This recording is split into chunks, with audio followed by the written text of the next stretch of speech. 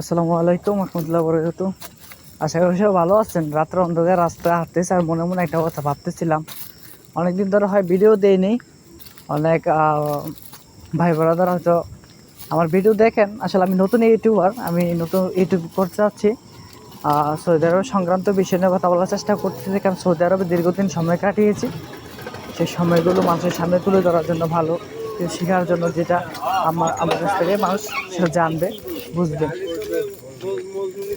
সেটা এই কারণে বুঝবে, কারণ আমাদের দেশ থেকে মধ্যপ্রাচ্যের দেশ সৌদি আরব, দুবাই আর অন্য অন্য দেশে অনেক লোক যায়, কিন্তু ঠিক আছে, পরিশেষে সে কিন্তু ধোকাও খায়, দরাও খায়, দুইটাই খায়।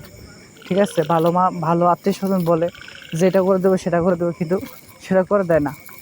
ঠিক আছে, অনেক আশা আশা আকাঙ্ক্ষা নিয়ে যায়, কিন্তু আমাদের বাংলাদেশের 5 লক্ষ টাকা খরচ করে বিদেশে দেশে পাড়ি দিতে পারে, কিন্তু 20 থেকে 50 হাজার টাকা খরচা করে সে একটা স্কিল অর্জন করতে পারে না। সবচেয়ে দুঃখের বিষয় হচ্ছে এখানে।